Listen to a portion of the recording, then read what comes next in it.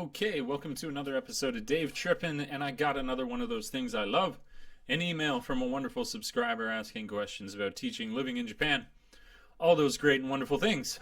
So let's jump right into it, and it's actually probably to thoroughly answer these questions going to be a longer video, so if you want to put this on in the background, put on some incense, some bubble bath. That's the way to enjoy this one because it might go a little longer than you're used to.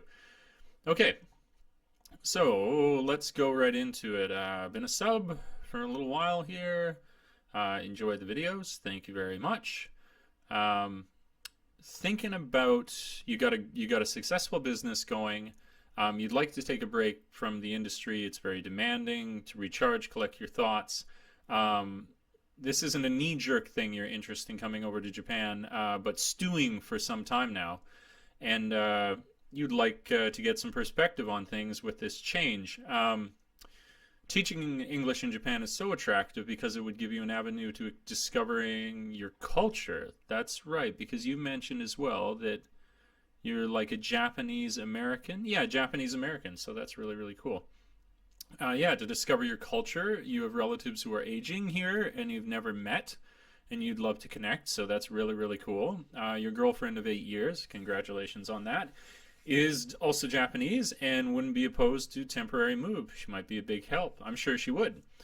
When it comes to finding housing, could be a good fit. I've had mentoring, teaching, and multiple interns at my company. There you go.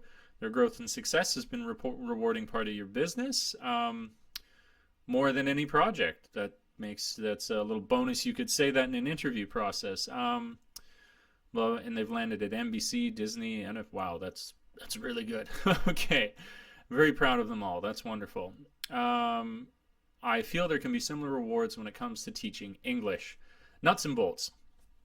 From what I gather and research you've done, an English teacher in Japan can make around 24 to 30,000 or 30K per year.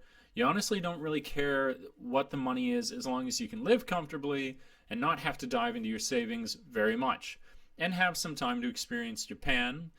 From your videos, it sounds like this may be the easiest path to get a work visa, and it sounds like an almost immediate, consistent paycheck. My only requirement for doing this would be in Tokyo, maybe Osaka. Nice. So you're wondering, here's your questions. Do eikaiwas hire mid-season? If I was to move, it would be around March of next year or possibly July. Would I miss hiring seasons for eikaiwas, or do they hire year-round? March, and the way it works in Japan, is actually the transitional time for, be it public school or eikaiwas. It's like a transitional time in Japan for the next term. So if you were to come in March, that actually lines up really, really well to slot into a new school year. That's March is basically when all the kids graduate, and then they start again in April. So that's really, really good. Or possibly July. But in addition to that, you should know that all these companies are hiring all year round, especially larger companies because they have such a rate of turnover. Not so much, of course, in the smaller companies, and I can go into that later, but simple answer to your question, March would be fine, and they are hiring all year round. Okay, next question. Would my age be a detriment to being hired? I look around 30. Nice one. You've got them youthful Asian genes. No one ever guesses I'm 40 or even close to that. Age coming over here, don't even, think about it for 2 seconds. I thought, being 30, that I was too old for this, but then the more and more meetings I go to, the more and more that I get out into the environment, I see that there is a massive range of people who are coming over here to teach English in terms of age, and in no way would you be discriminated against for that. So you could very comfortably be 40, and the life experience you have may end up being another benefit. Like I say, you could go into this and be like, look, I've been a teacher in so many ways since you've done all that intern help with these people in your company. It could bode well for you. You're also somebody who gives off that aura of, call it responsibility as well. You're probably not somebody who's going to come over and flake and leave within 5 months, So I would say your age is more a benefit than a deterrent. So You're in really, really good shape there in that respect. Okay. You've mentioned in the past about how taxes aren't taken out the first year and health insurance is low the first year. Do most places bump your salary after the first year to compensate for this? If so, how much? Also, would you say is the salary for an Eikaiwa first 5 years versus 5 years of experience? Okay, so what's the difference between those? Large companies, large major companies, Borderlink, Interact, A Cup, Peppy Kids Club, all these companies have an excruciating period of time that you would have to work for the company if you want to see your pay go up in any way, shape, or form. And this is why I am a major advocate of using these big companies to get you in the door, to get you set up with travel work visa, the instructor visa, the arts visa if you're working in an Eikaiwa. And then within the first year, you get over here. And if you need to make that extra cash, you can then already within your first year start applying to many of these Eikaiwa jobs, these non-public school system jobs that are going to pay you a hell of a lot more. And usually their requirement is that you would be in the country. It's funny how that seems to be more primary than anything else. They don't want to have to go through the hassle of getting you here, but then they're willing to pay you more once you're here to get you into whatever company it is that you're working for. So I'm looking at a company right now where they would start you at something like 280,000 yen, and then within a year or two, say 5 years down the road, you could, with the better Eikaiwa companies, and there's lots of them, you could be making somewhere closer to 350 to 400,000. If you want to stay in the public school system, there's the JET program, and they of the public school systems probably pay the best, but they're the most difficult to get into. And I almost see it's like, yeah, you could do that, but the process to go through is this huge headache when you could take the route I'm discussing. You get into one of the big ones and then switch to one of these local Eikaiwas within your second year, if not before that. Say you've done 7 months of your contract, you found a wicked Eikaiwa, and then you can switch into that, and they're going to pay you more for it. So let's make sure I answered that well.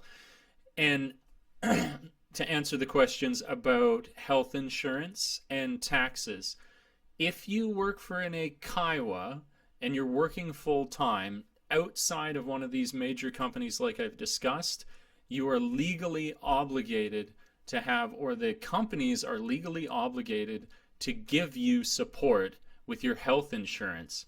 When you work for these big companies like Interact, they use a bullshit loophole that you work full-time hours, spend that many hours at a school, but they tweak it that you aren't quite that, so they don't help you with it. They'll never help you with it. And these big companies, like I've mentioned, great for a foot in the door. If your goal is to advance, are the worst place that you could stay. It shocks me, and I'm critical of myself for staying at the company that I have for so long with what I know now, that I could have switched out and had all these other benefits of working for smaller companies. I just hadn't looked for them before. So I hope that answers that fairly well. I will be in Japan the next spring for about 3 weeks. Should I interview in advance, not knowing if I'm actually moving there or not? You're never worse off to do interviews. So if you apply for Peppy Kids Club, if you apply for Interact, who cares if you you start that whole process beforehand, right? You're just getting the ball rolling. That's only a benefit to you. There's nothing wrong with that. So yeah, that's good to know as well. Special note here midway through. Eikaiwas, a lot of the ones that I have experience with. Okay, here's the types of jobs I usually see outside of the public school system. Smaller Eikaiwas. You've got Eikaiwas, and then you've got corporate training. So you've got these companies that want to get their adult staff up to date on their ability to speak English, and you have Eikaiwas that are these after-school cram schools that are not for an adult audience. Now, and then you have the ones that I work for in the public school system. In my opinion, if your look is to move, it's not impossible if you come out of the public school system to do so. But a benefit, even of these shitty first year Eikaiwas that you might work for, like Peppy Kids Club, you're getting experience with younger kids. And in so many cases, these Eikaiwas are younger children. So you're almost preempting that as well. You get in with Peppy Kids Club, you start to teach all these younger kids, and then within a year, you can be going around to these smaller companies saying, I've already got the experience with the kids. I haven't been in the public school system where you lead less, you're more of a tape recorder, you are way more hands-on in something like an Eikaiwa with younger children, with leading the whole classes. Not 100% rule, but generally speaking, this is the case. So that's, another nugget of information there. Okay. So the big question for you, and most important question for me, is if you were in my position, knowing all you know about my situation, how would you go about getting your first English teaching job? My first thought is just to move out there, get settled, then trying to find a job at an Eikaiwa that would give me a year visa. Your thoughts? You, for your savings, have a lot more flexibility than, I would say, 90% of the applicants that are coming out here. So you do have more flexibility. So that possibility is really, really good. You could come here on, holiday work visa, but then because you have all the bachelor requirements, you could start applying to all these only able to apply to jobs if you reside in Japan. That's something that you could do. Or what you could do, I'm going to give you a couple options. What you could do is go for one of these large Eikaiwas, like Peppy Kids Club, accumulate a great deal of experience and have all your visa stuff worked out before you even arrive, and then within your second year or halfway through your first, apply to these other ones. That portion of it depends on how much you're wanting to save with the accumulated savings you have, where one of them, you're getting into the country and you've got that bit of drain on you, but then you'll get that good job right away. The other, you get in, you've got your visa, you got money going into your pocket directly, so you're going to defend your savings, and you transition a little more slowly, but with a little more experience as well, that would then cement your ability to get into these other places, because you wouldn't be going in so blind. As much as they say residing in the country is primary, that would be really good if you had experience teaching younger kids, which you would get at something like Peppy Kids Club. Okay, so there we go. First thoughts, trying to find a job. Okay, and then the last thing that I wanted to add on to this also, because you have the savings and a large, you more than many people, aside from like the fresh out of university person who wants to just come here as almost a cultural exchange, you have that similar characteristic in that you would like to come here and experience the culture and your family.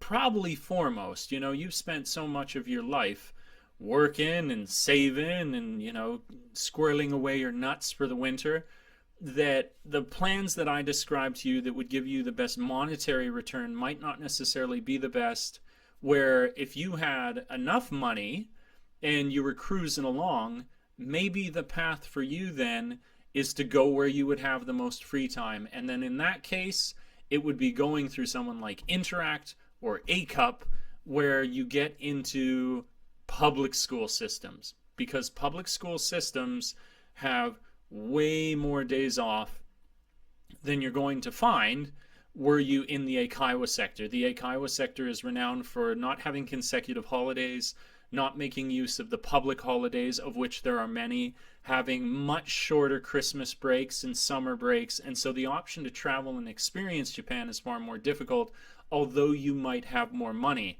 But where you have that bit of savings, and in the first year you won't be taxed on anything, you would really benefit from being in a public school setting where you got the extra time. Even if you are making a little bit less, you're still more easily able to bank it. So there, I got to choose. I've given you two options. Here's what I would do. I would go into the public school system, go for something like Interact, and in that first year where it matters a little less how much you're making, make use of that and travel a bit more, experience the culture more, see the people that you want to see more on these 3-day weekends, go and visit your family, stuff like that, but all the while preparing that if you do want to jump into something within the following year anticipating those higher fees, you could. And you've already had a chance to go around a bunch more, to experience much more of the culture. So that would be that's my recommend. See if I can say that in like under 30 seconds.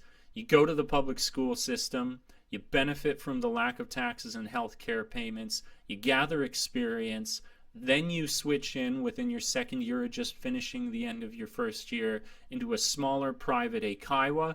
Maybe you have a little bit more difficulty because you won't have that experience with the younger kids, but you can still get in, if you do a good job, if you're Genki. And then in the following year, a little less free time, but you're absorbing the impact of the additional costs that you incur for then continuing in the country for a longer period of time.